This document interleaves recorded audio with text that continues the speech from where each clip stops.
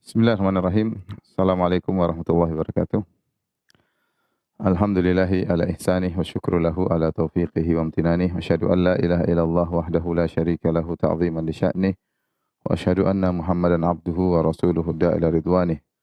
Allahumma salli alaihi wa ala alihi wa ashabihi wa ikhwanih. Para ikhwan dan akhwat, para pemirsa yang dirahmati Allah Subhanahu wa taala. Eh, Insyaallah pada kesempatan bahagia ini kita akan sama-sama mempelajari sedikit dari sejarah seorang alim dari kalangan para ulama ya yang bernama Syekh Muhammad bin Abdul Wahhab rahimahullahu taala yang memiliki jasa yang besar ya dalam dakwah dan di antaranya berdirinya negara Arab Saudi yang kita tahu adalah negara yang berusaha untuk menjalankan syariat Islam dengan kelebihan dan kekurangannya ya.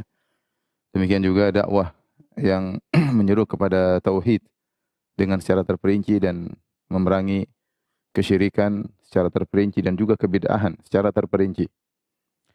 Dan beliau Syekh Muhammad bin Wahhab rahimahullahu taala ya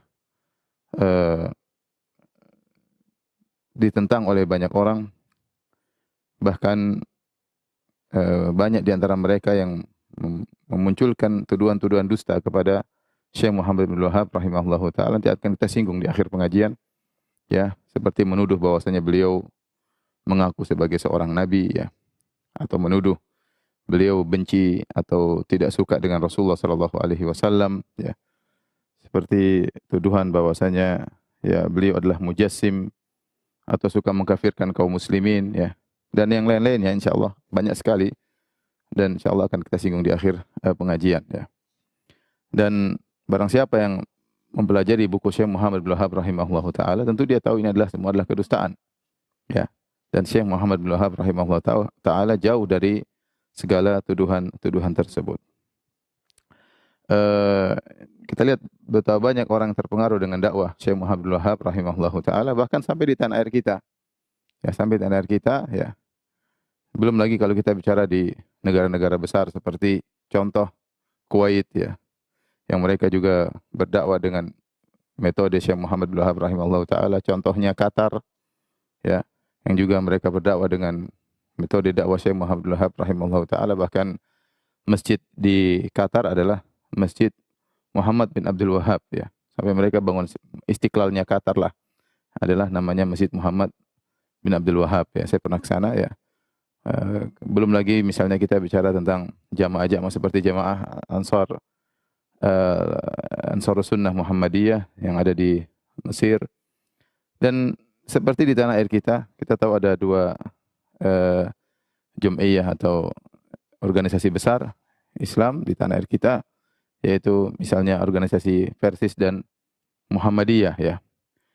Ya, kalau ternyata Syekh Muhammad bin Wahhab rahimahullahu taala benci kepada sunnah Nabi sallallahu alaihi wasallam, merendahkan Nabi Muhammad sallallahu alaihi wasallam, kemudian mengaku sebagai nabi, misalnya suka mengkafirkan, suka menumpahkan darah kaum muslimin sebagaimana mereka tuduhkan, pasti akan nampak pada negeri-negeri tersebut atau organisasi tersebut ya. Hal ini tidak kita lihat pada kerajaan Arab Saudi yang begitu mengayomi kaum muslimin. Tidak kita lihat pada Kuwait, tidak kita lihat pada Qatar ya. Dan kita tidak lihat pada misalnya organisasi Persis atau organisasi Muhammadiyah ya. Sehingga sebenarnya sangat nampak bahwa itu hanya kedustaan. Kedustaan yang dilancarkan oleh orang tidak suka dengan dakwah tauhid. Ya. Dan kedustaan tersebut sampai sekarang masih laris ya. Nanti kita akan sebutkan sumber-sumber dosa tersebut dengan nukilan-nukilan dari buku-buku mereka, agar kita tahu bahwasanya apa yang diutarakan oleh mereka sampai saat ini hanyalah kedustaan yang dipaksa-paksakan, yang tidak relevan dengan kenyataan yang ada. Sekarang seperti dakwah salafiyah, ya dakwah sunnah yang tersebar di tanah air alhamdulillah taala dengan berbagai macam yayasan-yayasannya, kemudian juga dengan banyak sarana-sarana ya, seperti radio dan televisinya, kemudian juga dengan banyak dai-nya ya, dengan banyak pondoknya. Itu semua tidak ada yang sesuai dengan tuduhan tersebut. Tidak ada yang sesuai dengan tuduhan tersebut. Ini semakin membuktikan bahwasanya ya tuduhan-tuduhan tersebut hanyalah kedustaan. Kalau seandainya tuduhan-tuduhan tersebut ada satu saja yang benar, maka akan nampak pada pada dakwah yang sudah tersebar di dunia, demikian juga di eh, Nusantara. Namun sebagian orang tatkala tidak memiliki bahan untuk menjatuhkan dakwah sunnah, dakwah tauhid, dakwah yang mereka gelari dengan dakwah Wahabiyah, maka mereka terpaksa berusaha melariskan tuduhan-tuduhan dusta tersebut ya di kalangan masyarakat, dan banyak orang-orang yang jahil yang tidak mengerti akhirnya termakan dengan kedustaan tersebut. Ya, saya hanya ingatkan kepada mereka bahwasanya mereka yang sering mengusung kedustaan tersebut, mereka akan diminta pertanggungjawaban oleh pada hari kiamat kelak, berhadapan dengan Syekh Muhammad Abdul Wahab rahimahullahu taala yang memiliki jasa yang besar sampai berdiri suatu negara Islam yang tadinya sebelumnya negara tersebut penuh dengan pemerintahan-pemerintahan kecil, negara-negara kecil yang saling berperang, menumpahkan darah. Dengan adanya kerajaan Arab Saudi, maka bersatulah kaum muslimin di Jazirah Arab. Taib, siapakah beliau Syekh Muhammad bin Abdul Wahab rahimahullahu taala? Ya. Saya akan jelaskan sejarah beliau secara singkat. Ya, nama beliau adalah Muhammad bin Abdul Wahab bin Sulaiman ya bin Ali bin Muhammad bin Ahmad bin Rashid At-Tamimi, lahir 1115 Hijriyah dan wafat ya 1206 Hijriyah.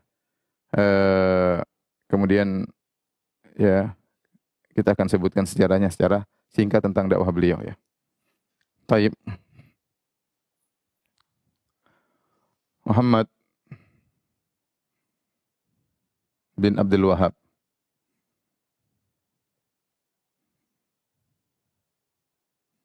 At-Tamimi ya. Dari Bani Tamim ya. Yang orang mengatakan sebagai Wahabi ya. Nisbah kepada bapaknya Wahabi. Padahal kita tahu Wahabi ini adalah nama Allah ya. Ini adalah nama Allah. Nama Allah Subhanahu wa taala Wahab. Bapaknya namanya Abdul Wahab ya. Namanya Abdul Wahab ya. Sehingga mereka menisbahkan kepada Wahabi padahal itu nama Allah Subhanahu wa taala, kemudian mereka mencela. Seakan-akan mereka mencela nama Allah Subhanahu wa taala, nisbah kepada nama Allah untuk dicela. Ini suatu perkara yang memalukan ya, menisbahkan dakwah yang sunnah ini kepada nama Allah kemudian dalam rangka untuk dicela. Seandainya untuk dipuji, maka alhamdulillah dakwah kepada Allah Subhanahu wa taala, tapi dalam rangka untuk mencela yang di situ adalah nama Wahab, Abdul Wahab. Taib. Lahir ya sebagaimana kita jelaskan tadi ya. Lahir 1115 Hijriyah atau 1703 Masehi. Kemudian wafat ya, wafatnya 1206 Hijriyah. Dari sini kita tahu bahwasanya umur beliau ketika wafat sekitar berapa? 91 tahun ya. Umur beliau 91 tahun ya. Kemudian beliau bapaknya adalah seorang alim Abdul Wahab, seorang qadhi di Uyainah ya. Yang beliau ya orang alim bermadzhab Hambali ya, sehingga Syekh Muhammad Abdul Wahab belajar dengan ayahnya tentunya. Kemudian di antara sirah beliau ya, sirah beliau atau biografi beliau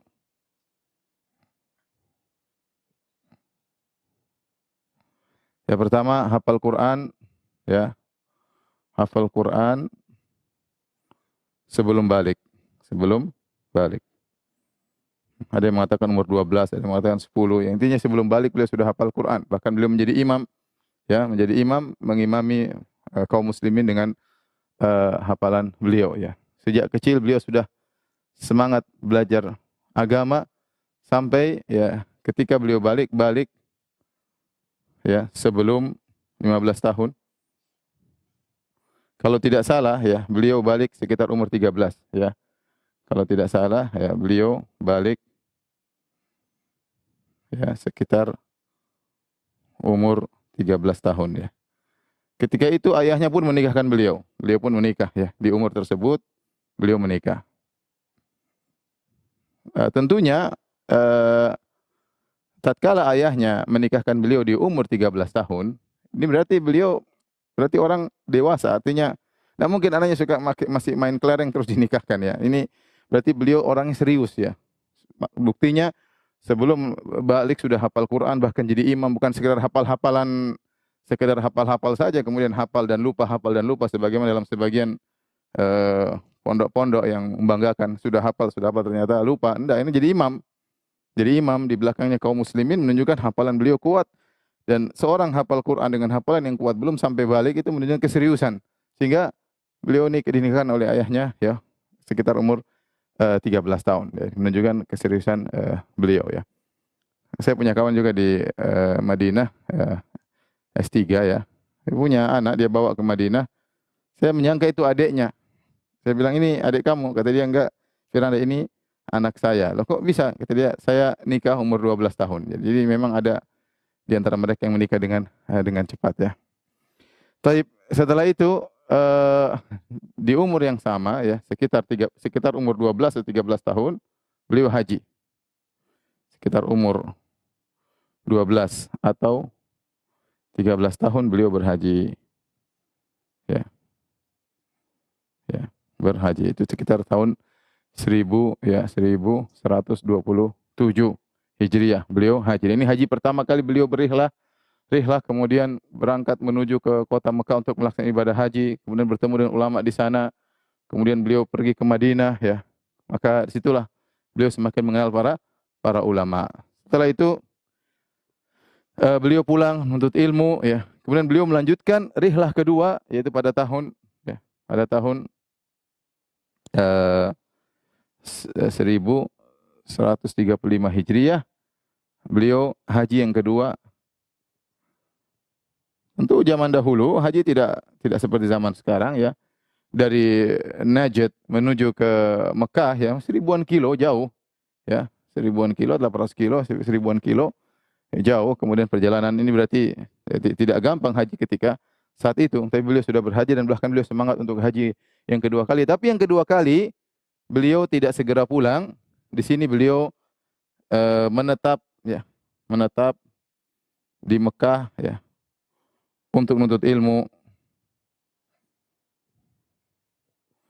Kemudian beliau berpindah-pindah kota, lalu berpindah-pindah kota untuk menuntut ilmu. Di antaranya ke kota Madinah, beliau belajar sama Syekh Muhammad Haid Sindi ya, untuk menuntut ilmu ya. Sampai beliau ke Basrah, ke Irak ya. Beliau menuntut ilmu, jadi berrihlah. Lama, bertahun-tahun beliau kemudian menuntut ilmu. Dan beliau suka membaca buku Syekhul Islam Ibn Taimiyah dan Ibnu Qayyim ya. Beliau hobi membaca buku Ibn Taimiyah dan Ibnu Qayyim rahimahumullah. Ya. Rupanya semangat Ibnu Taimiyah dan Ibnu Qayyim dalam masalah tauhid ya ini merasuk dalam raga beliau Syekh Muhammad bin Abdul Wahhab rahimahullahu taala. Setelah sekian lama beliau menuntut ilmu, akhirnya beliau balik ke kampung beliau. Setelah itu beliau balik ya. Balik ke kampung beliau ya. Di sana beliau ketika pulang, rupanya ayahnya qadhi, ayahnya sudah pindah ke Huraimila ya. Ayahnya beliau lahirkan di Uyainah, lahir di mana? Di Uyainah. Di Uyainah. Ya. Di sebelah timur kota Madinah ya, sebelah arah Riyadh sana ya. Ayahnya sudah pindah ke Al-Huraimila ya. Ya. Maka Syekh Abdul Wahab pun pindah ke Al-Huraimila ya. Kemudian ayahnya meninggal, ayahnya wafat.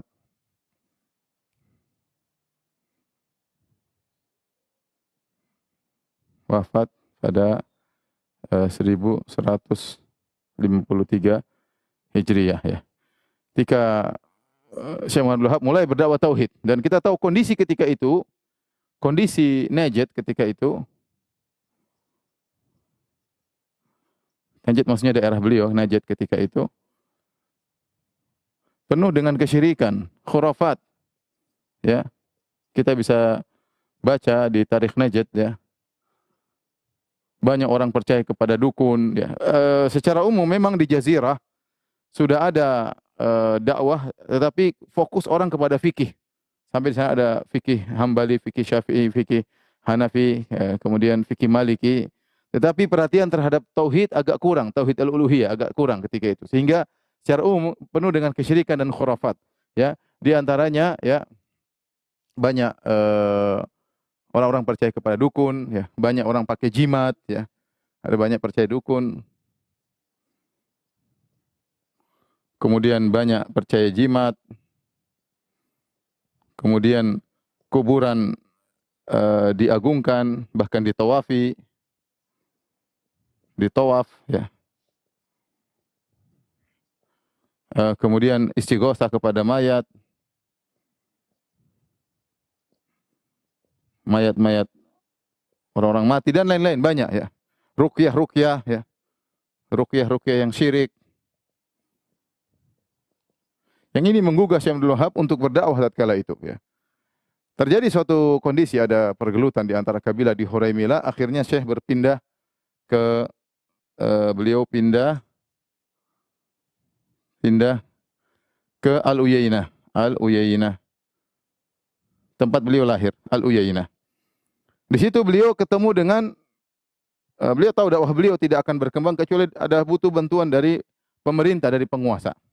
Butuh bantuan dari penguasa. Maka beliau mendekati amir dari Uyainah, yaitu Utsman bin Ma'mar ya. Utsman bin Ma'mar.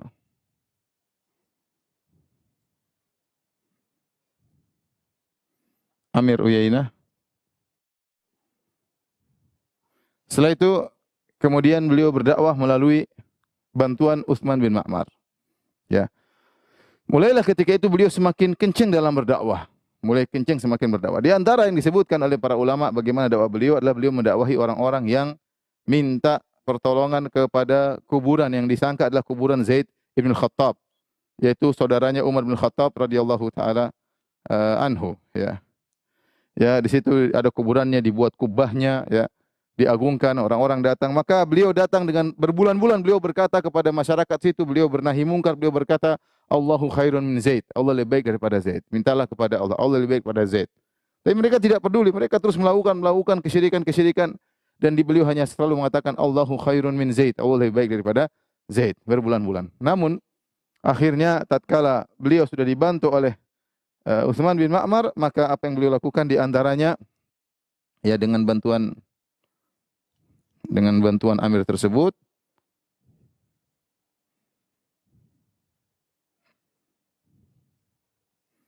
di antara yang beliau lakukan ya adalah meruntuhkan kubah tersebut.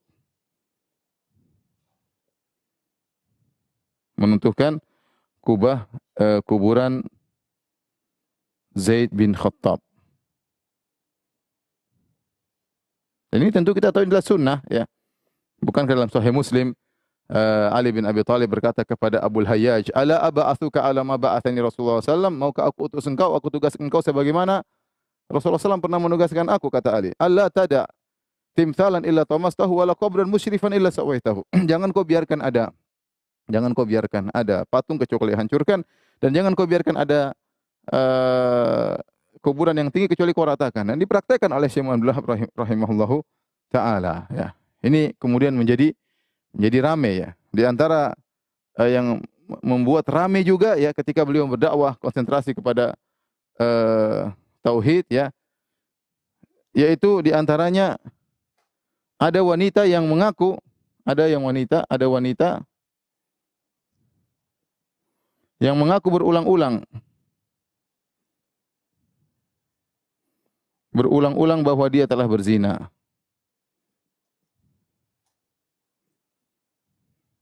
Akhirnya apa? Ditegakkan hukum had.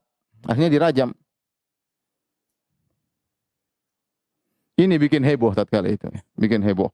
Ya, ditegakkan hukum had ya di Uyainah. Dan ramailah ketika itu berita, mulailah dakwah Syekh Abdul Wahab mulai tersebar. Karena heboh ya, dakwah tentang tauhid, melarang ini, melarang anu, kemudian sampai ada yang kubah dihancurkan, sementara itu semua orang menggantungkan kubah tersebut, ya. Kemudian akhirnya ada wanita juga yang akhirnya dirajam, ya, karena sudah berulang-ulang minta ditegakkan had dan mengaku, lah jadi rajam, akhirnya jadi heboh, ya. Jadi heboh, ya. Taib. Ketika heboh, ya. Ini kita ke sini, ya.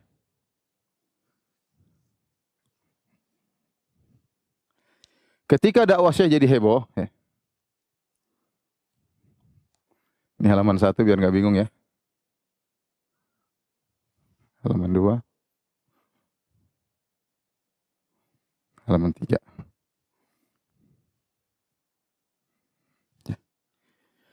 Ketika heboh, ya. Akhirnya ada Amir Ahsa, ya. Ada Amir Ahsa. Al-Ahsa ini sekarang masih ada di kota Saudi, daerah timur Saudi, mengirim ancaman kepada Amir Uyainah, kepada Amir Uyainah, Al-Uyainah, ya.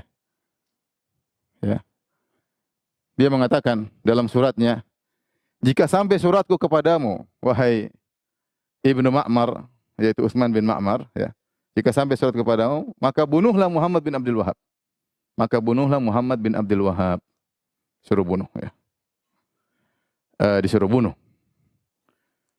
Jika tidak, aku akan putuskan, ya, upetimu kepadaku. Artinya mereka punya hubungan kuat antara Uyainah dengan Al-Ahsa. Antara Uyainah dan Al-Ahsa ada hubungan kuat, sehingga ancaman dari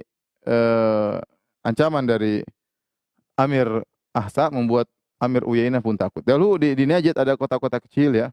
Kota-kota kecil yang mereka memiliki keamiran sendiri-sendiri. Seperti contoh di Ahsa yaitu dari Banu Khalid. Kemudian seperti di Hijaz, Mekah, Madinah dari Ashraf. Kemudian di Najd kecil-kecil, ya. Uyainah punya amir sendiri, kemudian Dir'iyah punya amir sendiri, Huraimila punya amir sendiri, kecil-kecil masing-masing punya. Mereka tidak dikuasai oleh, ya, keamiran kecil-kecil tersebut tidak dikuasai oleh khilafah Islamiyah yang besar, tidak ada, karena sebagian perkataan para ulama bahwasanya mereka jauh, kemudian mereka, ya, cuma korma, kemudian untuk sampai ke situ juga butuh perjalanan yang sangat jauh melewati gurun dan yang lainnya, sehingga tidak begitu dipedulikan. Ketika itu dakwah Syekh Abdul Wahab mulai heboh, akhirnya diancamlah Amir Uyainah, suruh bunuh Syekh Abdul Wahab. Namun Amir Uyainah, dia sayang kepada Syekh Abdul Wahab, maka kemudian dia berkata, sudah, kamu pergi aja. Syekh Abdul Wahab rahimahullah menasihatinya agar bertahan. Bahwasanya kalau kau bertahan di atas tauhid kau akan jaya, tapi dia tidak peduli. Mau tidak mau bagaimana lagi dunia, kalau tidak dia masalah dengan Amir Al-Ahsa, maka akhirnya Syekh Abdul Wahab diusir, ya. Beliau diusir.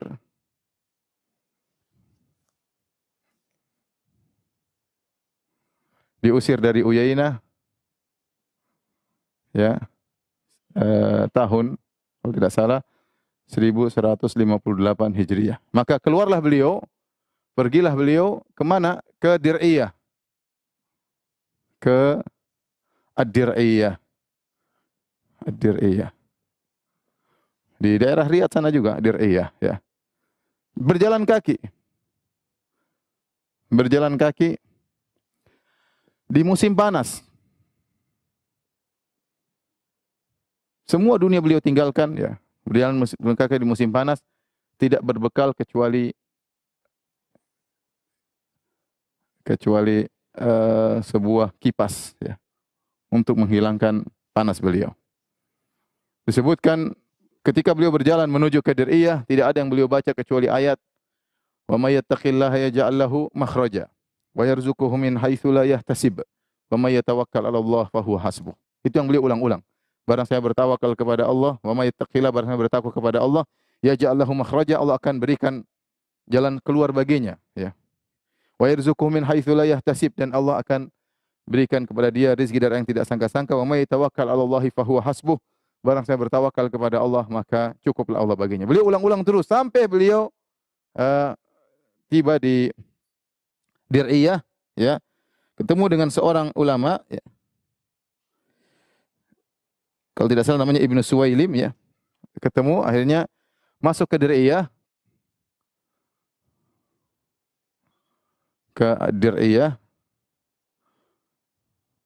bertemu dengan ulama bernama ya, Ibnu Suwailim ya.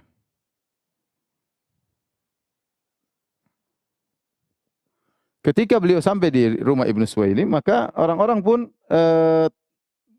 dia pun takut jangan sampai ketahuan oleh Muhammad bin Saud. Dir'iyah inilah amirnya ketika itu siapa? Ad-Dir'iyah ini amirnya Muhammad ya Ibnu Saud. Inilah pendiri kerajaan Arab Saudi. Al-Imam Muhammad Ibnu Saud. Makanya disebut dengan kerajaan Saudiyah ya. Namun ketika itu beliau tidak berani belum bertemu dengan sang amir, baru ketemu Ibnu Suwailim ya, seorang ulama. Dan Ibnu Suwailim takut ya. Dia menyembunyikan Syekh Abdul Wahab, khawatir nanti orang-orang amirnya tahu jadi masalah karena Syekh Abdul Wahab sudah bikin heboh. Sudah bikin heboh dakwanya, bikin heboh menentang kesyirikan yang terjadi, kemudian menghancurkan kubah yang ada di kuburan wali yaitu Zaid bin Khattab radhiyallahu taala anhu, seorang sahabat. Bikin heboh, akhirnya takut. Namun Allah mentakdirkan ketika itu ada dua saudaranya Amir ini, Muhammad bin Saud ini, Muhammad bin Saud, Imam Muhammad bin Saud, ya, Al-Imam Muhammad bin Saud. Ini yang sekarang jadi Universitas Muhammad bin Saud ya, di Riyadh, yang cabangnya adalah Libya, namanya Universitas Al-Imam Muhammad bin Saud ya. Dia punya dua saudara ya, ya, namanya Musyari, kemudian Sunayyan.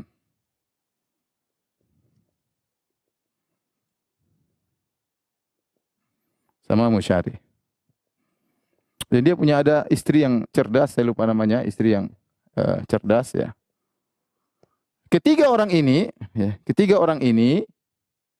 mereka bertemu dengan Syekh Abdul Wahab dan mereka terima dakwah Syekh. Ketiga orang ini ya, ketiganya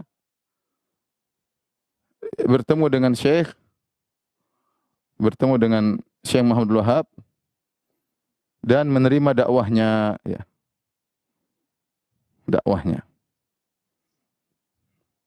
Menerima dakwahnya. Akhirnya ketiga orang ini mendatangi Al-Amir Al-Imam Muhammad bin Saud rahimahullahu taala.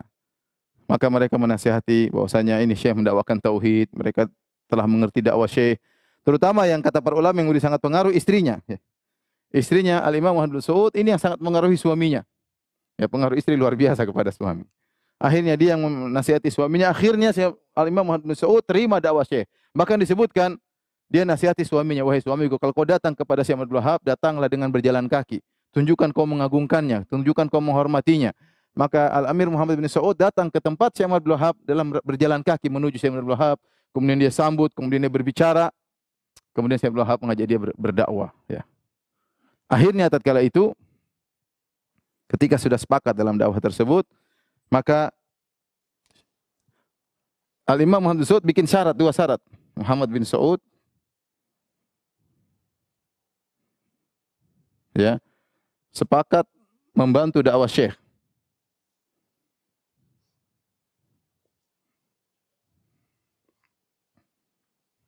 Dengan dua syarat.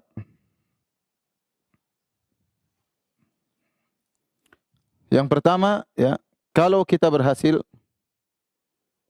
berdakwah, jangan kau tinggalkan kami.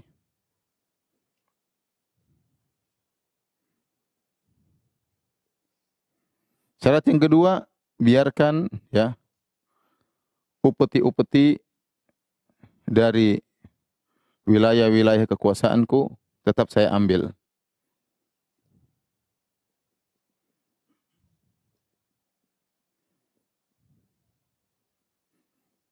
Tetap saya ambil. Maka ketika diberi dua syarat tersebut, Syekh Abdul Wahab mengatakan, beliau setuju, beliau berkata, adapun syarat pertama, qala Syekh berkata, dalam perkataan yang ma'ruf, beliau berkata, ad-damu bid-dam, wal hadam bil hadam. Dan ini ucapan yang pernah disampaikan dalam sejarah dari Nabi SAW ketika orang-orang Ansar berkata kepada Nabi SAW, "Ya Rasulullah, nanti kalau kita berhasil kau akan tinggalkan kami menuju kembali ke kampungmu ke Mekah, sementara kita punya masalah dengan orang-orang Yahudi. Lantas kau meninggalkan kami." Maka Nabi mengatakan, "Ad-damu bid-dam, al-hadam bil-hadam." Tidak, darah dengan darah. Ya, saya tidak akan meninggalkan kalian. Artinya, saya adalah kalian, kalian adalah aku. Kalau kita mati sama-sama mati, kalau kita hancur sama-sama hancur. Adapun yang kedua, kata Syekh Abdul Wahab, adapun syarat kedua, dia tidak larang, semoga engkau nanti diberi kemudahan, ya. Allah akan berikan kau rezeki, ya. Kemudian kau tidak lagi mengambil upeti-upeti. Tapi Syekh Abdul Wahab tidak melarang. Maka sejak saat itu mulailah Syekh Abdul Wahab rahimahullahu taala berdakwah dengan bantuan Muhammad bin Saud, ya, rahimahullahu taala. Maka itulah cikal bakal berdirinya kerajaan Arab Saudi yang pertama. Dan Muhammad bin Saud punya anak namanya Abdul Aziz, ya, bin Muhammad, ya. Itulah Raja Abdul Aziz, ya. Maka kemudian berdakwahlah mereka sampai akhirnya dakwah semakin berkembang. Akhirnya banyak orang-orang datang menuntut ilmu di kota Dir'iyah, menuntut ilmu kepada Syekh Abdul Wahab rahimahullahu taala, ya. Terus menyemangati mereka untuk berdakwah tauhid. Mulailah orang-orang pulang kemudian mengingkari kesyirikan-kesyirikan yang terjadi. Intinya gemparlah dakwah Syekh Abdul Wahab. Ketika itu Amir Uyainah disebutkan datang lagi kepada Syekh Abdul Wahab, yaitu Utsman bin Ma'mar datang kepada Syekh Abdul Wahab agar Syekh Abdul Wahab kembali kepada Al-Uyainah, tapi Syekh tidak mau, ya. Dia tetap berpegang sama Muhammad bin Saud rahimahullahu taala, dan selanjutnya berilah kerajaan Arab Saudi. Makanya saya sering sampaikan bahwa Syekh Abdul Wahab ini bagi orang Saudi bukan cuma seorang ulama, tapi seorang pahlawan, pahlawan yang memiliki jasa yang sangat besar dengan berdirinya kerajaan Arab Saudi yang sekarang betapa banyak orang merasakan kenikmatan dari atau keberkahan dari kerajaan tersebut, ya. Ya, kita bilang ya kerajaan tersebut dari dulu sampai sekarang ada kelebihan ada kekurangan, tapi kalau kita bicara tentang kelebihannya banyak, ya. Kelebihannya banyak, ya. Dan dia adalah satu-satunya negara yang dalam dusturnya, dalam undang-undangnya mengatakan Alkitab was sunnah, selesai. Enggak ada negara seperti itu sekarang ini, enggak ada. Yang dengan bahkan sebagian kita dapati sebagian kelompok-kelompok Islami yang menyatakan ingin menegakkan syariat Islam, ketika telah berhasil dia tidak akan menyatakan dalam undang-undangnya kembali kepada Al-Quran dan Sunnah. Enggak ada. Enggak ada, meskipun sudah sampai pada puncak, bahkan sudah menguasai, itu pun tidak mengatakan kami di atas Al-Quran dan Sunnah. Apalagi baru mulai masuk, ya, dalam dunia politik, ya. Tapi kita dapati bahwasanya satu-satunya negara yang kemudian dengan terang-terang mengatakan dustur kami, undang-undang kami dibangun atas Al-Quran dan Sunnah. Wala kami adalah kepada Allah dan Rasulnya, kemudian kepada negara, itulah kerajaan Arab Saudi. Kerajaan Arab Saudi yang tadinya kerajaan daerah sana penuh dengan peperangan kecil-kecilan, kemudian dengan ada kesyirikan dan macam-macamnya, syariat Islam tidak ditegakkan secara total, kemudian dengan adanya kerajaan ini maka berilah syariat Islam. Kemudian berilah undang-undang Islam. Kesyirikan tidak ada, dukun tidak ada di sana. Tidak ada praktik perdukunan. Tidak ada terbuka namanya zina, khamr, enggak ada. Kenapa syariat Islam ditegakkan? Maka Muhammad bin Abdul Wahab ini bukan sekedar seorang alim, dia seorang pahlawan yang dengan berkat jasa beliau dengan izin Allah Subhanahu wa taala, maka berilah negara yang membawakan keberkahan yang sangat banyak. Maka saya ingatkan kepada orang yang mencela beliau, ya, hati-hati. Bicara tentang seorang alim, seorang memiliki jasa, ya. Maka semua orang Arab Saudi yang hormat kepada Muhammad bin Abdul Wahab karena dia adalah seorang alim yang sekaligus pahlawan. Makanya sampai sekarang kalau kita lihat kerajaan Arab Saudi untuk urusan politik maka dipegang oleh keluarga Muhammad bin Saud, ya, Amir Muhammad bin Saud, ya, keturunan-keturunannya. Untuk urusan agama dipegang oleh Al-Syekh. Al-Syekh itu maksudnya keluarga Syekh Muhammad bin Abdul Wahab. Contoh siapa? Mufti Syekh Abdul Aziz, ya, Abdul Aziz Al-Syekh. Kemudian Menteri Agama Saleh bin Abdul Aziz Al-Syekh. Ya, contoh lagi Imam Masjid Nabawi Hussein Al-Syekh. Jadi banyak Al-Syekh adalah orang-orang yang penting memegang keagamaan. Meskipun mereka tidak fanatik, buktinya Syekh bin Baz bukan Al-Syekh jadi mufti. Sebelum Syekh bin Baz Muhammad bin Ibrahim Al-Syekh. Sebelum dulu Muhammad bin Ibrahim Al-Syekh, ini keturunan Syekh Abdul Wahab, kemudian diganti oleh Syekh bin Baz dan dia bukan Al-Syekh. Kemudian diganti oleh Saleh bin Abdul Aziz Al-Syekh yang dia adalah sebelumnya saya lupa, mungkin Abdul Muhsin At-Turki saya lupa, tapi sekarang saya Saleh bin Abdul Aziz Al-Syekh, ya, Menteri Agama sekarang. Tapi kalau sudah tolong dihapus ya.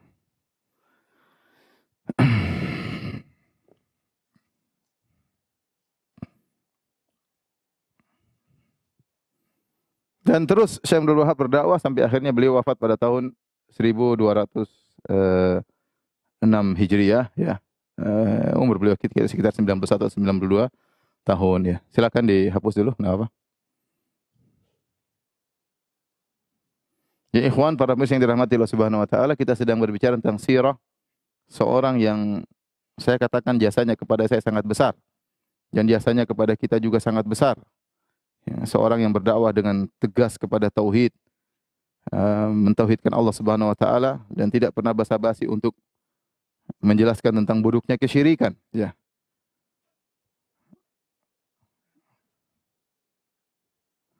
Taib, sekarang kita akan menyebutkan tentang ciri-ciri dakwah Syekh Muhammad bin Wahab rahimahullahu taala, ya. Setelah itu baru terakhir kita akan bahas tentang syubhat-syubhat yang dilontarkan seputar dakwah Syekh Muhammad bin Abdul Wahab rahimahullahu taala, ya. Adapun ciri-ciri dakwah Syekh Muhammad bin Wahab,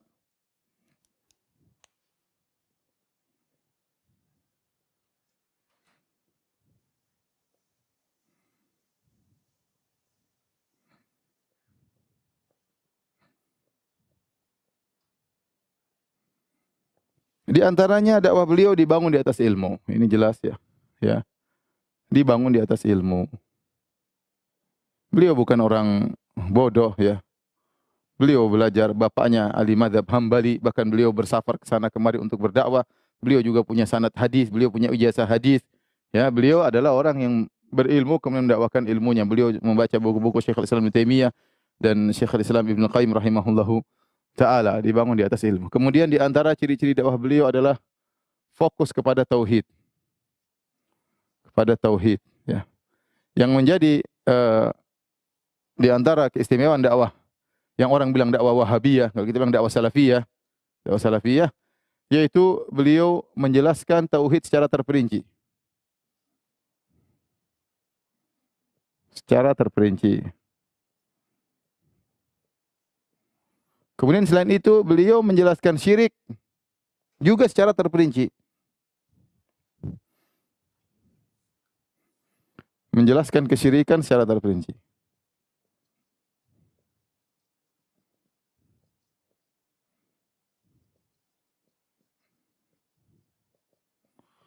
Oleh karenanya ghirah tentang tauhid, ya.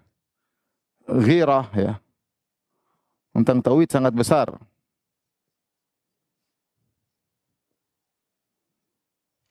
Ya, sangat besar karena beliau tahu ini adalah berkaitan dengan tujuan seorang diciptakan semuka bumi ini. Wa ma khalaqtul jinna wal insa illa liya'budun. Tidaklah aku ciptakan jin dan manusia kecuali untuk beribadah kepada Allah, untuk bertauhid kepada Allah. Dan kalau kita lihat tentang hal ini, sampai sekarang kita dapati dakwah yang fokus kepada dua ini hanya dakwah salafiyah.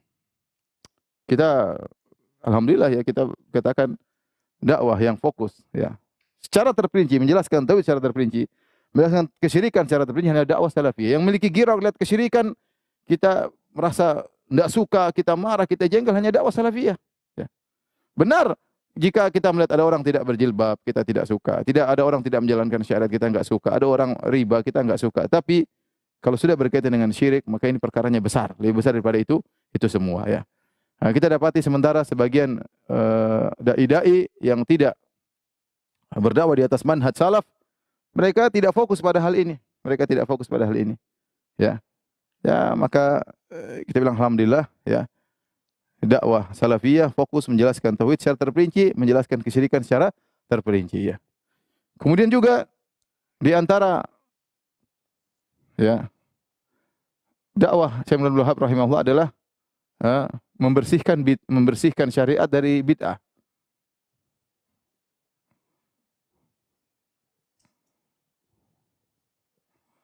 Membersihkan syariat dari bid'ah. Ini yang membuat kemudian banyak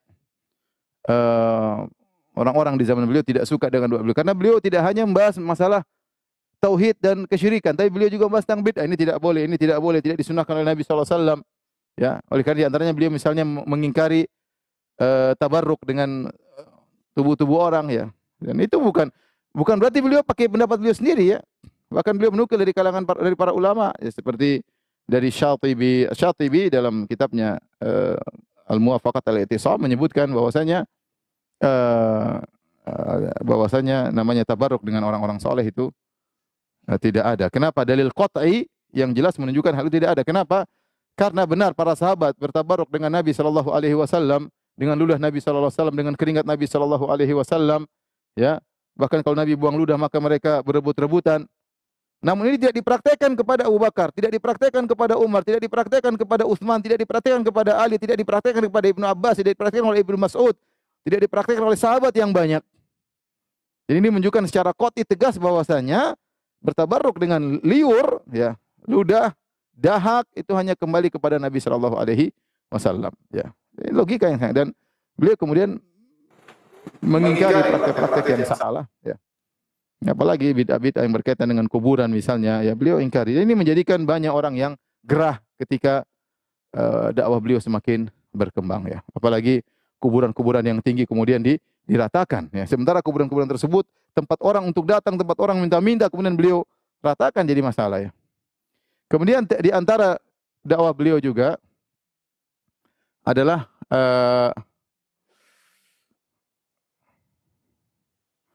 yaitu beliau, ya, memerangi taklid. Taklid secara maksudnya taklid total, ya. Kita tahu bahwasanya dalam agama terkadang seorang boleh taklid jika dia tidak mampu untuk mengetahui, tentu boleh, ya. Misalnya orang-orang awam, fasalu ahla dzikri in kuntum la ta'lamun. Bertanyalah kepada para ulama jika kalian tidak mengetahui. Syekh Abdul Wahab bukan itu yang dilarang, maksudnya taklid bahwasanya kita harus, ya, kalau ada ulama begini kita harus ikut, tidak boleh kita keluar dari ulama seperti ini. Ini yang beliau ingkari, ya. Harus kembali kepada Al-Qur'an Sunnah dengan tetap menghormati perkataan para ulama. Jadi harus kembali kepada dalil. Dengan tetap menghormati mazhab yang ada, ya. Oleh karenanya beliau bukan berarti anti mazhab, nanti kita sebutkan di antara tuduhan beliau anti mazhab, ya. Buktinya beliau bermazhab Hambali. Buktinya beliau menulis buku tentang fikih Hambali, ya. Ya, beliau menulis buku tentang fikih Hambali, ya. Tetapi beliau memerangi taklid secara total. Jadi jangan semuanya harus taklid. Enggak. Kalau ada pendapat yang lebih kuat maka diikuti, ya. Pendapat yang lebih kuat harus diikuti. Contoh dulu di Arab Saudi. Di Arab Saudi ada 4 kubah, ya. Ada kubahnya mazhab Syafi'i atau tempat salat, mihrabnya mazhab Syafi'i, mihrabnya mazhab Hambali, mihrabnya mazhab Hanafi, mihrabnya mazhab Maliki. Kita bayangkan kalau sampai sekarang masih ada orang mau salat kemudian masing-masing ke mihrabnya, gimana kalau sampai sekarang seperti itu. Alhamdulillah dengan adanya kerajaan Arab Saudi semua itu dihilangkan, kemudian mihrab cuma satu, lebih mempersatukan kaum muslimin. Tetapi bukan berarti Arab Saudi anti mazhab, mereka bermadzhab Hambali. Fikih mereka mazhab Hambali, ya. Kemudian juga bukankah kita ketika belajar di Madinah kita belajar tentang perbandingan mazhab dari buku Bidayatul Mujtahid tentang 4 mazhab, ya. Jadi yang diperangi adalah taklid, bukan mazhab. Mazhab itu ulama-ulama yang berjasa, ya. Tetapi bukan berarti kalau saya sudah mazhab ini saya tidak boleh keluar dari mazhab ini sama sekali. Itu yang diperangi oleh Syekh Abdul Wahab, akhirnya menimbulkan fitnah-fitnah yang besar kepada beliau, ya. Oleh karena dikisahkan dari Mansur Al-Buhuti yang seorang ulama Hambali yang memiliki kitab Raudhul Murbi', kemudian Syarah Zadul Mustaqni, kemudian juga buku Syarah Muntahal Iradat, ya. Kasyaful Qina' juga beliau punya buku tersebut. Pernah beliau ditanya tentang suatu masalah fikih, kemudian beliau jawab. Seorang ulama Hambali. Maka yang bertanya berkata, "Ya Syekh, tapi di buku yang Anda tulis, Anda jawabannya beda." Kata dia, "Lain. Buku saya tulis untuk belajar mazhab Hambali. Adapun fatwa sesuai dengan saya yakini." Ya. Oleh karena fatwa yang diucapkan seorang antara dia dengan Allah Subhanahu wa taala. Artinya dia akan diminta pertanggungjawaban oleh Allah atas apa yang dia fatwakan. Ya. Apa yang dia fatwakan, ya. Jadi bisa jadi dia menulis buku tentang mazhab Hambali tapi fatwanya bisa jadi berbeda dengan apa yang dia tulis, ya. Ini eh, di antara dakwah, ciri-ciri dakwah beliau, ya, dan ini prioritas, fokus kepada tauhid adalah prioritas utama, ya, prioritas utama. Kemudian juga dalam dakwah beliau yang perlu kita perhatikan, beliau juga memperhatikan skala prioritas, ya, ya, atau tahapan dalam dakwah, ya. Contoh yang disebutkan oleh para ulama tentang yang beliau dakwahin, contohnya misalnya tadi kisah, ya, beliau berbulan-bulan menasihati orang-orang yang beribadah di kuburan, beribadah di kuburan dan minta-minta kuburan dan minta-minta di kuburan. Beliau hanya berkata, Allahu khairun min Zaid. Yang artinya Allah lebih baik daripada Zaid. Daripada Zaid. Contoh lagi yang disebut oleh para ulama, kisah ketika beliau mendamaikan, ya, mendamaikan dua kabilah yang berseteru. Ketika itu sudah ada hukum, peraturan, barang siapa yang merokok, ketika itu mereka merokok dengan menggunakan pipa yang panjang, siapa yang ketahuan merokok, maka akan dihukum, ada hukumannya, entah dera, entah apa. Suatu saat ada dua kabilah yang berseteru dan berbahaya, akhirnya dipanggil oleh Syekh Abdul Wahab rahimahullahu taala menasihati syekh-syekh kabilahnya itu, ketua-ketua kabilahnya nasihati, akhirnya mereka damai. Akhirnya tiba waktu sholat. Ketika tiba waktu sholat, salah satunya sholat dekat pimpinan kabilah tersebut, sholat di samping atau dekat dengan Syekh Abdul Wahab rahimahullahu taala. Ketika dia sholat, mungkin dia ruku atau sujud, tiba-tiba rokoknya jatuh, kleng, rokoknya pipa tersebut jatuh. Dan kemudian dia segera ambil. Padahal hukumnya kalau ketahuan merokok akan didera atau diberi hukuman lah. Ada hukuman yang telah disepakati oleh pemerintah tatkala itu. Akhirnya orang-orang datang kepada Syekh. Syekh, tadi orang itu gini. Kata Syekh, saya tidak lihat sekarang. Ya, adanya sudah disembunyikan, saya tidak lihat sekarang. Syekh, tadi dia begini-begini. Saya bilang, enggak, saya enggak lihat dia sekarang lagi merokok. Akhirnya setelah itu baru Syekh jelaskan. Sudahlah, kalau kita ini mereka baru damai, kemudian kita tangkap pimpinannya, kemudian kita hukum karena merokok, buyar lagi perdamaian tersebut. Artinya Syekh juga melihat skala prioritas dalam bernahi mungkar, beliau juga punya ilmu dalam skala prioritas dalam bernahi mungkar, tidak asal-asalan, melihat maslahat dan mudarat. Ini menunjukkan bahwasanya Syekh dalam berdakwah, ya, mempertimbangkan maslahat dan mudarat.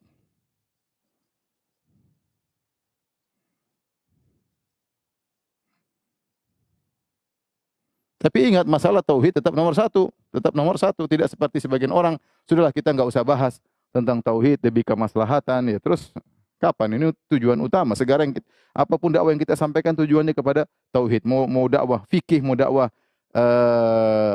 adab, mau dakwah tentang sejarah, sirah, semuanya kita berusaha agar manusia kembali kepada peribadatan kepada Allah, meninggalkan segala bentuk kesyirikan. Ini di antara ciri-ciri dakwah Syekh Abdul Wahab. Dan sekarang yang terakhir kita bahas tentang tuduhan-tuduhan yang dusta kepada Syekh Abdul Wahab rahimahullah taala, tolong dihapus.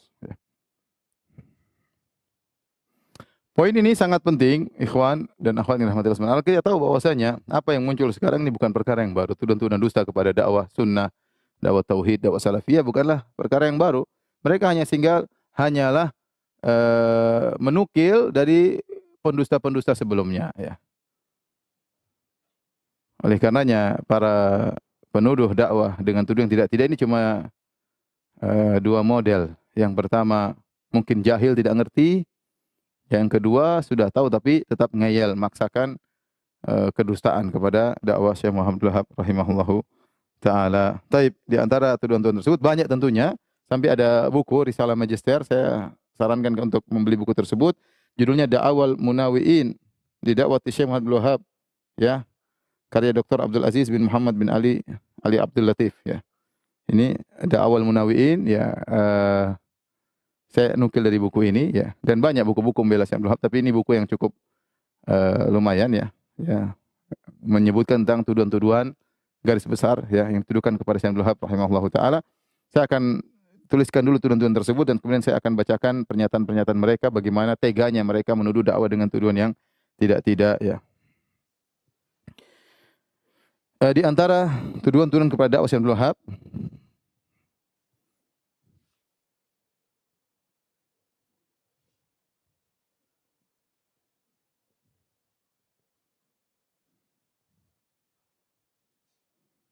Syekh Muhammad ya bin Abdul Wahab, di antaranya ya dituduh mengaku sebagai nabi.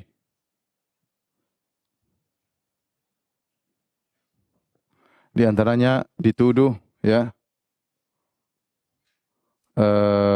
benci kepada Nabi sallallahu alaihi wasallam atau merendahkannya.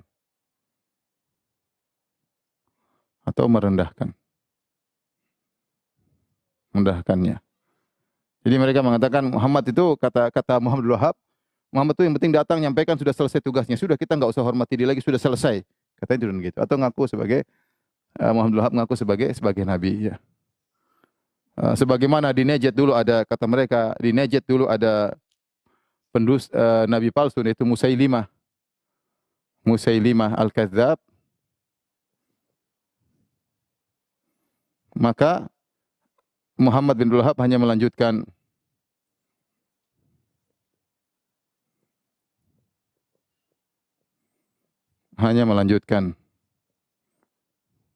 ini kedustaan yang luar biasa, tapi tertulis dalam buku-buku mereka.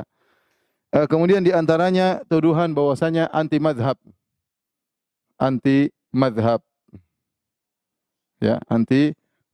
ya, bikin ya pendapat baru atau madhab baru.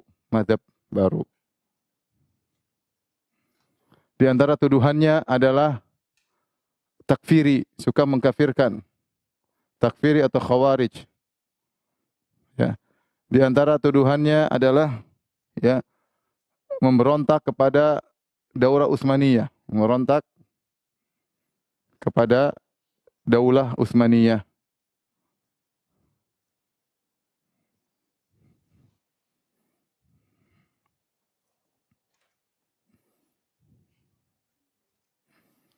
Di antara tuduhannya adalah mengingkari karamah para wali.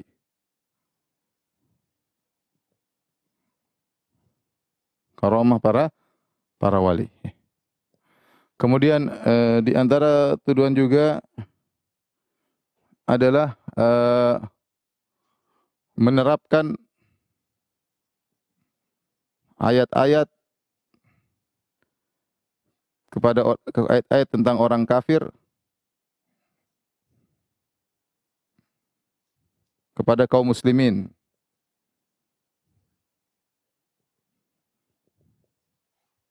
Kemudian di antara adalah tuduhan mereka ya adalah mujassim ya. Yaitu mentajsim Allah. Mentajsim Allah.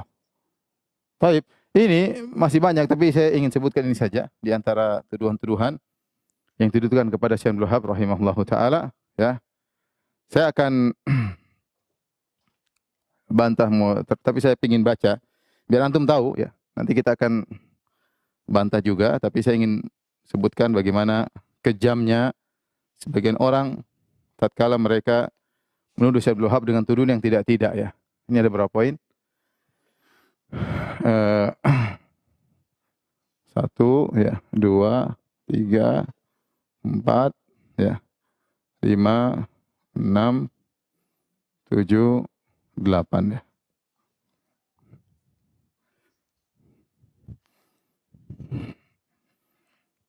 Tapi yang pertama di antaranya mereka menuduh Syekh Abdul Wahab rahimahullahu taala mengaku sebagai nabi. Tentunya ini adalah kedustaan yang sangat parah ya. Yang sangat aneh ya. Padahal Syekh Abdul Wahab rahimahullahu taala dalam tulisannya beliau berkata, "Wa uminu bi anna nabiyyana Muhammadan sallallahu alaihi wasallam khatamun nabiyyin wal mursalin."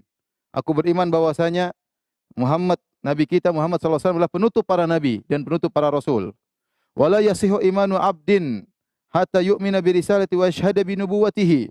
Dan tidak sah iman seseorang hamba sampai dia beriman kepada risalah Nabi Muhammad SAW dan bersaksikan kenabian Nabi Muhammad SAW. Ya. Beliau jelas mengatakan Rasulullah adalah nabi terakhir. Ya, akhi, kalau ini orang tolol nekat mengatakan Syekh Abdul Wahab mengaku sebagai nabi, ya.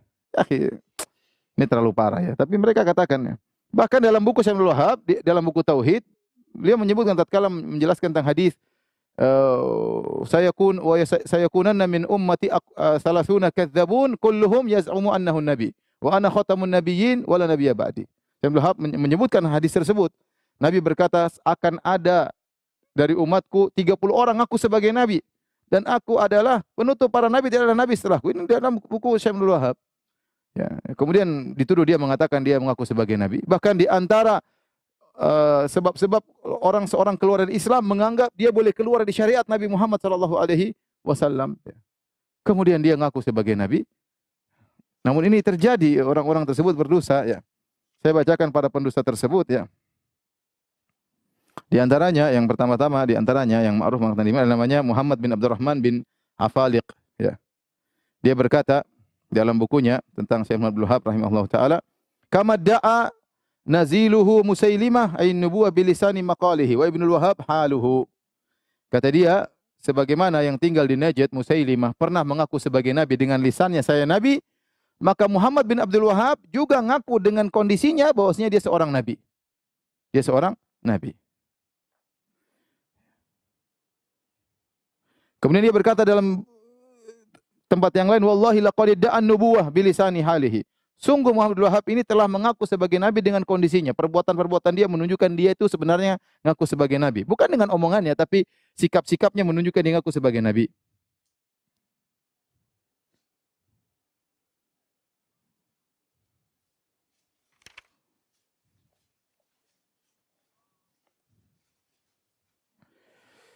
Kemudian juga dia berkata, hal akhadtahu min baqaya suhufi Musailimah al-Kadzdzab? Wahai Muhammad bin Wahab, apakah kau mengambil dari Qur'annya atau tulisannya Musailimah al-Kadzdzab? Ya. Jadi dia nuduh bahwasanya Abdul Wahab itu mengaku sebagai nabi sebagaimana Musailimah al-Kadzdzab mengaku sebagai nabi, ya.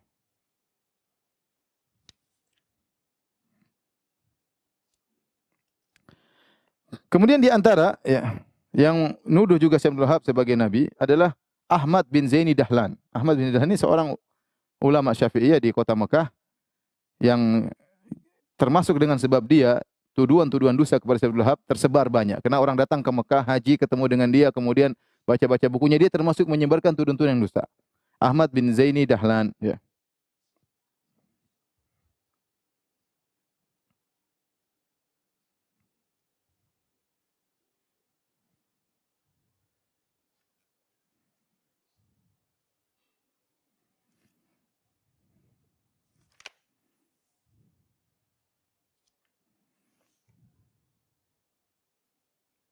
Bahkan sebagian mereka menuliskan syair-syair, ya. Bahkan di antara mereka ada yang berkata, ya, Syekh Muhammad bin Wahab ini, ya, kana mula'an bi mutalaati akhbari aslafihi. Dia dulu sangat semangat membaca kabar-kabar pendahulunya. Alladzina da'un nubuwah, bayangkan. Dia ini sekarang ngaku sebagai nabi dan dia dahulu awalnya suka baca kisah-kisah tentang para pendahulunya yang mengaku sebagai nabi seperti Musailimah al-Kadzdzab, Al-Aswad al-Anasi, Sijah, Tulaih al-Asadi, ya. Qama binashri da'watil islahiyah litawassul lid-da'wa nubuwah iftira'an, ya. Jadi dia mengatakan sedang berdakwah dengan dakwah perbaikan ternyata untuk bisa menyatakan kenabian, ya. Jadi mereka benar-benar mengaku menuduh bahwasanya adalah seorang mengaku sebagai nabi. Ini tentunya adalah kedustaan yang sangat besar, ya. Seperti perkataan juga namanya Alawi Al-Haddad. Alawi Al-Haddad. Beliau berkata atau orang ini berkata, ya, kana yudmiru da'wan nubuwah. Ya, Muhammad bin Wahab ini menyembunyikan, dia ingin aku sebagai nabi tapi dia sembunyikan, tidak berani ngomong, ya. Wa tadhharu alaihi, ya, qarainuha bilisanil hal, tetapi kondisinya menunjukkan dia ngaku sebagai nabi. Mungkin dia tidak pernah menyatakan saya nabi, tapi kondisinya menunjukkan diri aku sebagai nabi. Li alla tanfurun nas anhu, agar orang tidak kabur darinya. Ya. Dan wa yashhadu bidzalik, dan menunjukkan akan hal ini bahwasanya Muhammad bin Wahab di awal-awal fi awali amrihi mulaan bi mutalati akhbari man da'a nubuwah kadziban. Ya, kadziban. Dia senang membaca berita-berita tentang para nabi, nabi-nabi palsu sebelumnya agar dia mengikuti, subhanallah. Ini tuduhan. Jadi sudah nuduh dia sebagai nabi, bikin cerita lagi dulu awalnya masih muda, suka baca-baca buku tentang nabi-nabi palsu sehingga tinggal mengikuti berita tentang mereka, ya. Dan ini adalah kedustaan, ya. Dan saya sangat sedih bahwasanya di antara dusta-dusta yang tersebar ini disebarkan oleh sebagian orang-orang kaum sufiyah yang ekstrim. Ini juga disebar oleh orang Syiah. Jadi orang Syiah dan mereka bersepakat dalam rangka menyerang dakwah Syekh Muhammad Abdul Wahab. Orang Syiah dan mereka sama-sama sepakat menyerang dakwah Syekh Muhammad Abdul Wahab karena dakwah Syekh Muhammad Abdul Wahab ini yang paling tegas dalam tauhid dan sangat bertentangan dengan pemikiran orang Syiah, ya. Sehingga mereka sama-sama Syiah, sama-sama mendukung untuk menyebarkan kedustaan tentang Syekh Muhammad Abdul Wahab rahimahullahu taala, ya. Tentu ini semua adalah kedustaan, ya.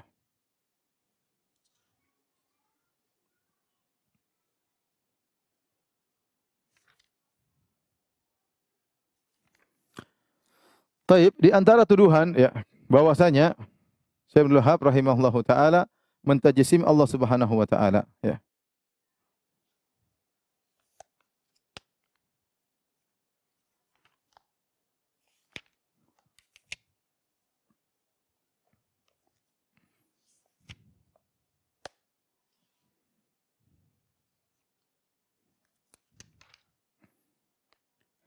Seperti perkataan sebagian mereka, ya. Mereka berkata, ya. Wa dzalika mithlu wasfi nafsihi tabaraka wa ta'ala bi annahu fawqa samawat. Muhammad bin Wahab ini menyatakan Allah di atas langit, mustawin ala arsyihi, dan bersiwa di atas arsy. Waqad fassarta kitab Allah asbatta lillahi sifatan wa hiya al-fawqiyah mustalzima li tajsim. Wahai Muhammad bin Wahab, sungguhnya engkau telah menafsirkan Al-Qur'an dan engkau telah menetapkan sifat bagi Allah, dan itu Allah Maha Tinggi dan itu melazimkan tajsim. Melazimkan apa? Tajsim, ya.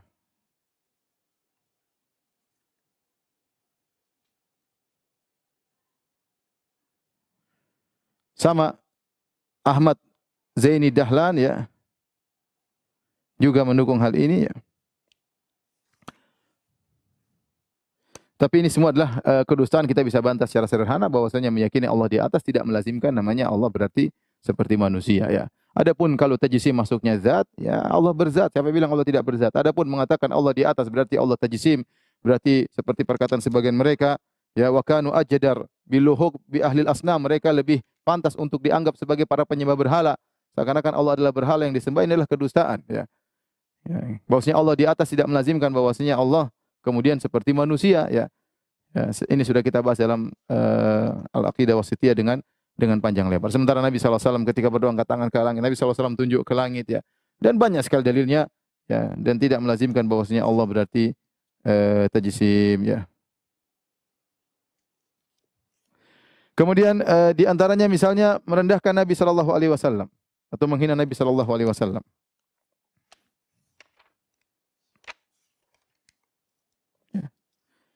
Seperti mereka mengatakan bahwasanya Rasulullah SAW itu, ya, dianggap seperti hanya seseorang yang kemudian menyampaikan risalah, setelah itu meninggal sudah selesai urusannya, tidak perlu dihormati, tidak perlu dianggap, ya.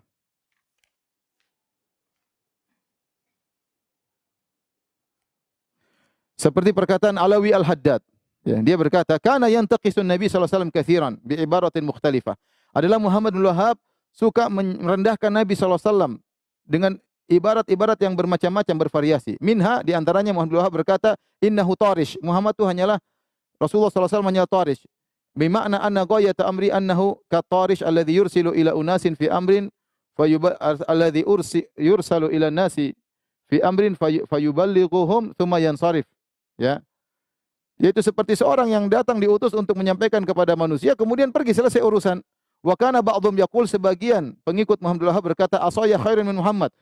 Tongkatku lebih baik daripada Rasulullah sallallahu alaihi wasallam. Kenapa? Li annaha yantafi'u biha biqatil hayyah wa nahwiha. Muhammad qad mat. Kenapa tongkatku bermanfaat untuk membunuh ular, Muhammad sudah selesai, sudah mati. Walam yabqa fihi naf'un aslan, dan Muhammad tidak pernah manfaatnya tidak ada lagi. Subhanallah. Jadi mereka bikin cerita bahwasanya Syekh Ibnu Abdul Wahab benci kepada Rasulullah SAW, merendahkan Rasulullah sallallahu alaihi wasallam. Seperti tuduhan mereka bahwasanya Syekh Ibnu Abdul Wahab tidak suka mendengar solawat. Kalau mendengar solawat dia terganggu. Dia mengharamkan solawat. Ya. Setelah kita periksa ini semua dusta. Ya. Semua dusta. Bagaimana Syekh Ibnu Abdul Wahab rahimahullah ta'ala kemudian mengharamkan solawat. Ternyata pernah Syekh Abdul Wahab membahas atau para pengikutnya membahas tentang bagaimana bersolawat dengan suara yang besar setelah azan. Diulang-ulang, itu yang dikatakan bid'ah. Bukan berarti dia benci dengan solawat. Ya sama seperti sekarang kita sering dituduh itu orang-orang salaf itu mengharamkan solawat. Ya kita solawat kalau ngaji Sahih Bukhari kita Muhammad sallallahu alaihi wasallam. Bahkan di antaranya Syekh Abdul Wahab rahimahullah taala didapatkan dalam buku-bukunya kalau beliau menulis Muhammad, beliau tulis sallallahu alaihi wasallam dengan tulisan yang jelas, bukan hanya sekedar kode. Kemudian kita bilang dia tidak pernah bersolawat, benci dengan salawat. Syekh Abdul Wahab kalau nulis Nabi dia tulis Muhammad sallallahu alaihi wasallam dengan tulisan yang jelas. Sebagian ulama nulis cuma kecil, dia tulis dengan tulisan yang tegas dan besar agar bisa dibaca. Bagaimana dituduh dia tidak cinta kepada Rasulullah sallallahu alaihi wasallam? Bagaimana dituduh dia benci dengan Ahlul Bait sementara anak-anaknya banyak dengan nama Ahlul Bait. Di antara nama-nama anaknya adalah Abdullah, ada kalau tidak salah Hasan dan Hussein, nama-nama anak beliau rahimahullahu taala ya sampai sekarang ya. Tuduhan itu tidak berubah dari dulu sampai sekarang ya.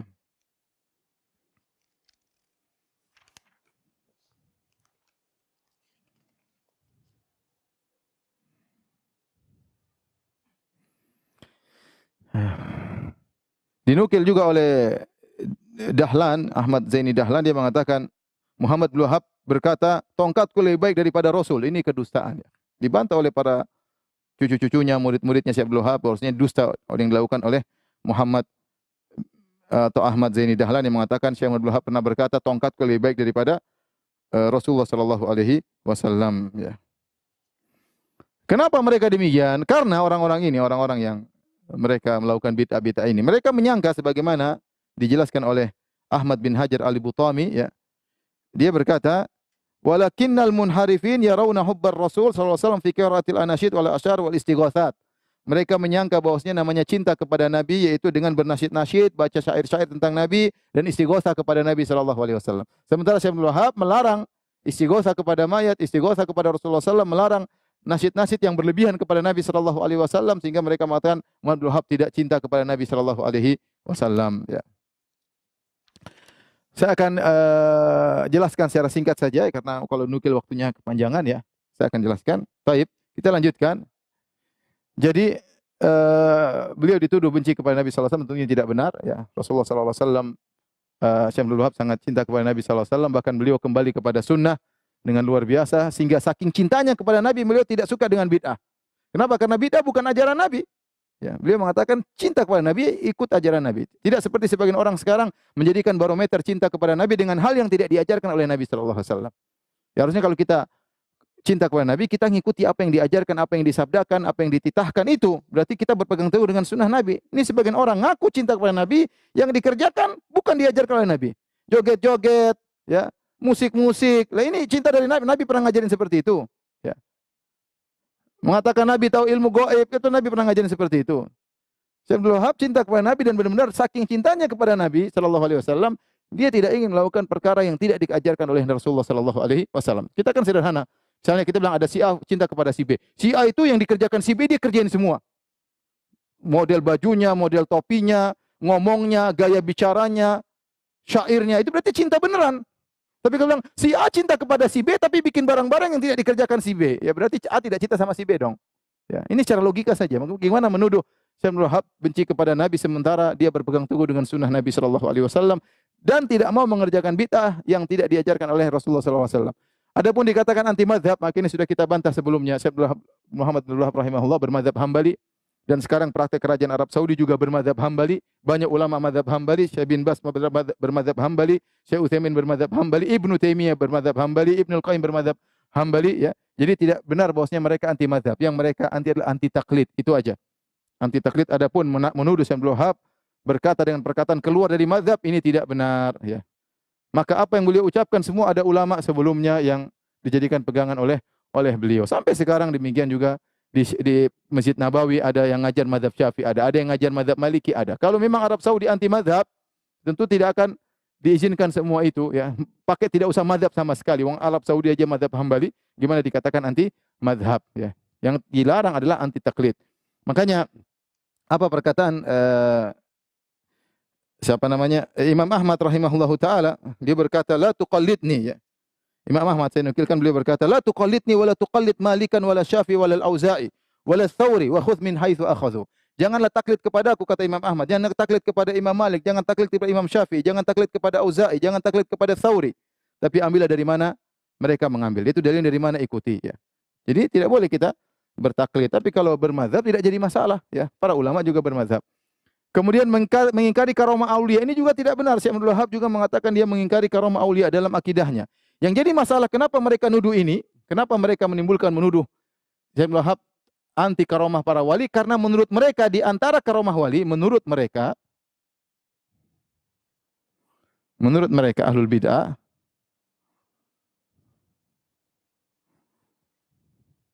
di antara karomah para wali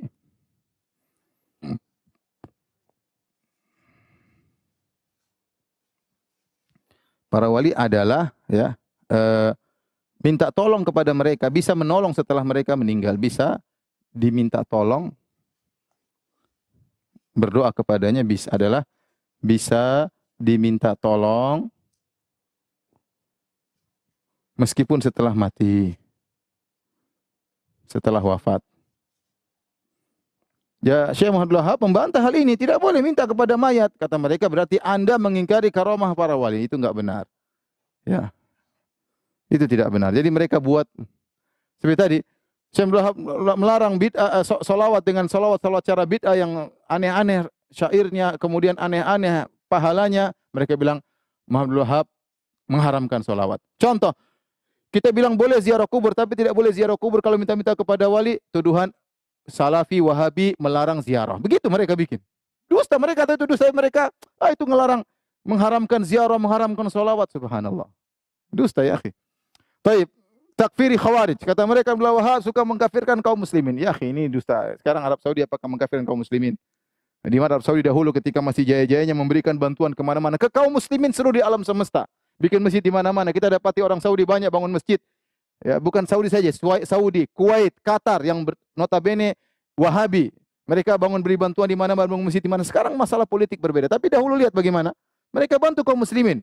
Ketika mereka bangun masjid, apakah mereka mengkafirkan? Oh, ini organisasi ini kafir, tidak usah dikasih. Enggak, mereka kasih di mana-mana. Ya. Tidak ada diajarankan bahwasanya kaum muslimin kafir, itu kedustaan besar. Mereka sementara mereka menuduh Muhammad Wahab mengatakan manusia sejak 600 tahun pada kafir semuanya. Ya, dan ini kedustaan benar-benar, kalau saya mau nukil banyak sekali. Ini tidak benar. Muhammadiyah yang notabene dikatakan Wahabi, mana mengkafir-kafirkan? Persis yang juga mengikuti dakwah Syekh Abdul Wahab, mana mengkafir-kafirkan? Kita dakwah Salafiyah, mana kita mengkafir-kafirkan? Ini mereka tidak punya malu, kedustaan luar biasa mereka sebarkan kepada masyarakat untuk menuduh bahwasanya kita suka mengkafir-kafirkan. Justru sekarang kita dapati ketika kita berbicara Allah di atas, kita dikafir-kafirkan. Dikatakan mujassim, kafir, kita dikafir-kafirkan. Ya. Jadi aneh ya. Ini adalah kedustaan yang sangat jelas bertentangan dengan kenyataan. Ya. Kemudian menerapkan ayat tentang orang-orang kafir kepada kaum muslimin. Ini sebenarnya tidak jadi masalah. Jika ada ayat tentang kesyirikan, tidak boleh berdoa kepada selain Allah, ya kita bilang kepada orang-orang yang melakukan kesyirikan, jangan kau melakukan, karena ini bisa menjerumuskan dalam kesyirikan. Ya. Misalnya ada ayat tentang kepada kaum musyrikin dilarang riba, ya kita boleh terapkan, kalian tidak boleh makan riba, karena ini kebiasaan orang jahiliyah, kan boleh-boleh saja. Orang jahiliyah dulu riba, kamu jangan riba. Ini ada ayat tentang orang riba, bagaimana ayat ini turun kepada orang-orang musyrikin Arab, tetapi kalau ini hukumnya haram, ya maka semuanya juga haram ya. Li'unzirakum bihi wa man balagh ya. Aku mengingatkan, menyampaikan kepada kalian dan juga yang sampai kepada orang-orang yang dengar Al-Qur'an. Semua orang dengar Al-Qur'an kalau dia, dan kita tahu al-ibrah bi umumil lafz. Jadi ibrah adalah umumnya lafal ayat, bukan khusus sebab. Meskipun ayat ini berkaitan dengan orang musyrik, tapi kalau ada orang selain mereka yang melakukannya, ya kita bisa terapkan bahwa ini kau tidak boleh melakukan hal tersebut karena ini pernah dilakukan oleh orang musyrikin. Kalau kau lakukan, kau bisa terjerumus dalam kesyirikan seperti mereka. Kemudian ini syubhat yang sering mereka ungkit-ungkit juga, memberontak kepada Daulah Utsmaniyah, ya, dan ini sudah dibantah oleh para ulama. Ini tidak pernah terbetik dalam sama sekali, ya. Tidak ada dalam tulisan Syekh Muhammad Abdul Wahab, dalam tulisan beliau, ya. Dalam surat-surat beliau. Sehingga kata para ulama, tidak terbetik bahkan dalam benak beliau untuk memberontak.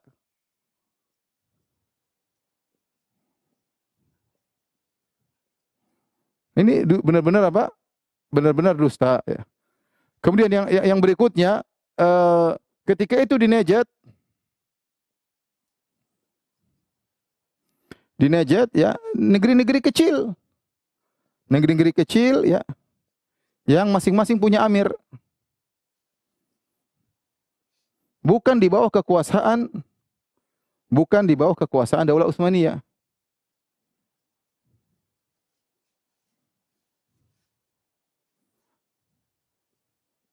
Ya.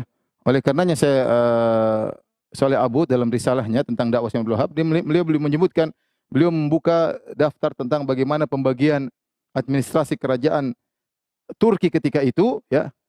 Ternyata tidak sampai kepada wilayah Najd.